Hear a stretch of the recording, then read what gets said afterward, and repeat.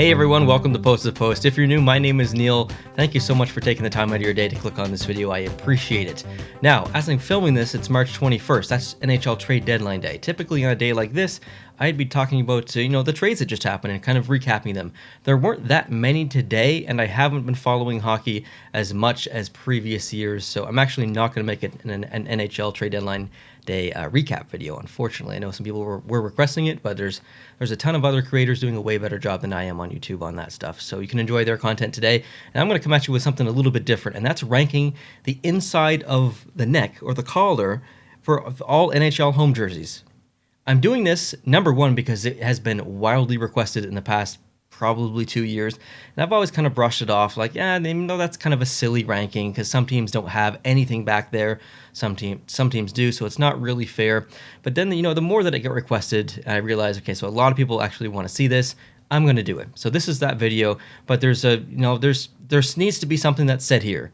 I think over more than half of the teams in the NHL don't have anything back here in the collar, so technically, this is only ranking between 1 and 13. That's probably what I'll put in the title and the thumbnail. But I'm going to tell you all the teams. I'm going to show you all the pictures of all the jerseys. I have most. I had some friends who had to take some photos for me and send them to me. So I'm going to show you all the photos of all the teams. We're going to go through 32 to 14 extremely quickly. And then I'm going to show you my actual ranking 1 to 13. So from 14 to 32, they're in literally no particular order other than abbreviation, alphabetical order by abbreviation. And let's just jump into it. So that means Washington is last if you know your abbreviations. So there's nothing there. So from this point on, I'm going to go pretty quickly. So we've got Washington with, and I should say that before I continue actually, I'm going to actually rank all of the collars. So not the inside neck like this video, but the collars, the design and stuff. And there's going to be, obviously there's 32 in that video. So that video is coming on the channel. So if you're not subscribed, please hit the subscribe button. But Washington. And then we've got Vancouver with nothing, Tampa with nothing, Philadelphia, Ottawa, the Islanders, Minnesota, LA, Florida, Edmonton, Detroit, Colorado, Chicago, Calgary, Columbus, Boston, Arizona, Anaheim. That's it. Okay? So for all those teams, what are you doing? We want stuff in the back of the neck. I know it's so silly.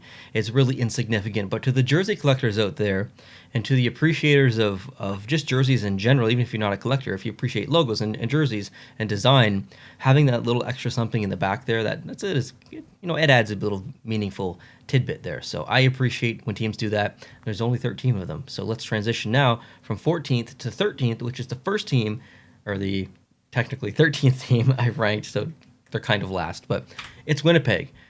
So there you go. You can finally see a graphic back there in the neck.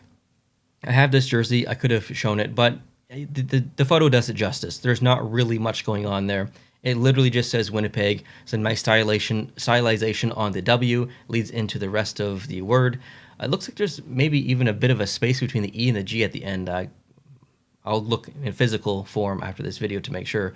But it just says Winnipeg. I love that it's there. It's better than all the other teams that I mentioned so far, but it's still a little bit generic. Let's move on to number 12, and that's going to be Dallas. Okay, so Dallas, Victory Green, that's kind of their motto. They're saying, I love that, and, it's fine. Like, I don't really dislike any of these. I said some negative things about the Winnipeg one, but I really like that it's there. Same as this one, Victory Green. It's a fine motto. It's a fine bit of text to have back there. I like how big it is. That's pretty cool. It's very easy to read. That's another great thing, but it's definitely a little bit generic. Number 11, San Jose. Again, a little bit generic. It says, this is Sharks territory. That's kind of their motto as well. I love that it's back there. I love the font that it's chosen. It's it's not an italicized font. It's a font that's really easy to read. It's all in capital letters. This is Sharks territory. It's yelling at you because it's Sharks territory. You don't belong here. And when you come in Sharks territory, you get owned. Hopefully most of the time if you're a Sharks fan. Next up, we got the Devils. So we got something a little bit different here. We don't have text in the sense of where we got words. We've got numbers. Well, what do those numbers represent? Those are actually years. 1995 is the year they won the Stanley Cup, and then 2000 and 2003, the other years that they won the Stanley Cup. So they're really honoring their past. Clearly, it's been a long time since the Devils have won the Stanley Cup, which is unfortunate, but still they've got 3 really important victories in their history. So why not honor them in the back of the collar there? I love that. And also, just a little sidebar thing, the entire jersey is red, black, and white. They do not use their original colors, which is green, introduced in 1982, anywhere on the jersey other than the hidden section. Technically, when you're wearing the jersey, you don't see it back there. So I love that little like throwback to their history. It's pretty cool. Number 9, Toronto. So they've got honor, pride, and courage. That's their motto, and I like that. It's simple, it's to the point, honor, period, pride, period, courage, period. That's it. That's what they live by. So I love that that's in there. Again, easy to read, and it's a good size. So I like that's awesome. Number 8, Montreal. So technically this is my favorite team, and this is in French, and I believe it says, "From failing hands, we throw the torch," or something like that. So that's their motto. Montreal is based in Quebec. Quebec is a primarily French-speaking province. Therefore, the NHL logo, if you can notice, actually is the French version of the logo, and the saying on the back is in French as well. So that's kind of cool. Very, very different from the rest of the NHL. They've really embraced their culture in Quebec and history. So that's really awesome. Number 7, Vegas Golden Knights. It's very simple, but I love the red back there, and I love the little stars on the sides as well. It just says Vegas. It's got some stylized font, which is great. Easy to read. Again, I think the Winnipeg one is a prime example of something that could have looked better if you changed maybe the color of the font or the size of the font. I found it was hard to see because it was like gray and a little bit small. But Vegas, it seems a little bit bigger. It's in white on red, really easy to see, and it's got those 2 stars in there, which are pretty cool. Number 6, I put Seattle, kind of for the exact same reason, but they went a little bit further with the stylization of their text. They've essentially put their wordmark logo right back there. They've got colorization there. They've got almost dimension and depth with the shading and color on each letter. The font chosen is perfect for their brand. Obviously, it's their wordmark logo, and it's on red, which is a call out to the red on their jersey and the eye of the logo there. So this one's great. Number 5, we got the Rangers. This one is fantastic because it implements a logo that's part of their brand that doesn't show up anywhere else on the jersey. The Rangers' primary logo, according to the NHL, is the one that you see on the back of the collar there, or the inside of the neck. It's not the one that's on the front of the jersey that says Rangers. And they don't use their primary logo on the front of the jersey. I think they're the only team to not do that. So I love the fact that they put that in there. Established 1926, okay?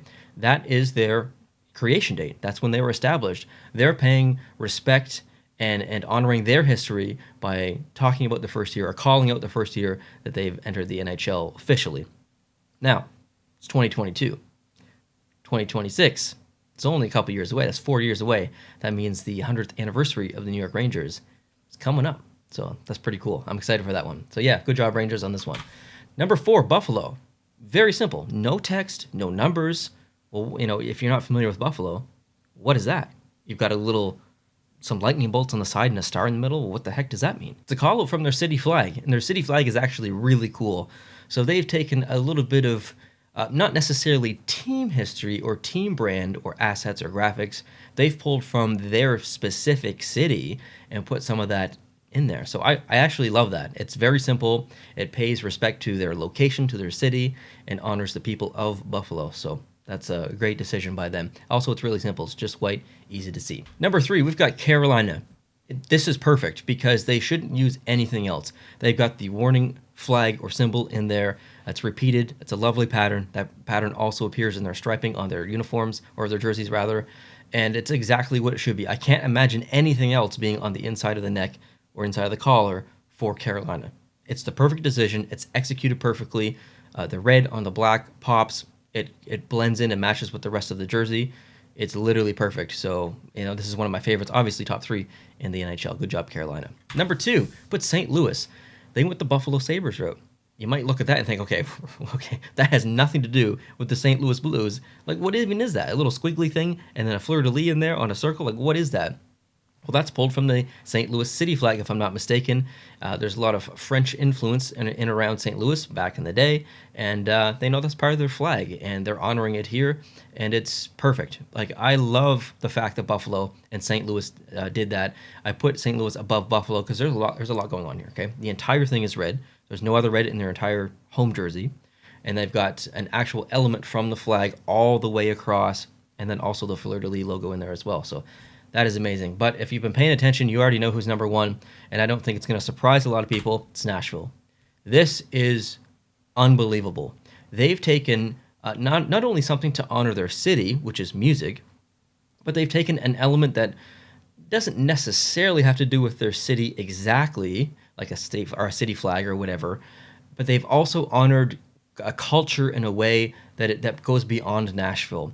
If you're a pianist, or maybe you just play the keyboard, whatever, I don't know what you call those people, keyboardist, and you see this, you don't know anything about hockey, you might think, wow, that's actually really cool. Guess what? Nashville Predators are my favorite team now. It's something that's really simple. It makes total sense for the city. It makes total sense for the state. There's a lot of music influence just in that general part of the United States, and it's just different. It's different. It's cool. It fits in there perfectly. It's awesome. Like I love it. I love the fact that they did that and put that in there. I have to applaud them. I don't like the jersey. You guys know that. Okay, it's one of my least favorite jerseys in the NHL. Just the jersey itself, but the neck, the inside of the collar. It's got to be my number one. Has to be. So thank you guys for watching this. I know it's kind of a silly video. Sometimes I make silly ranking videos, but it's just for fun. And there's no right or wrong. This is all subjective.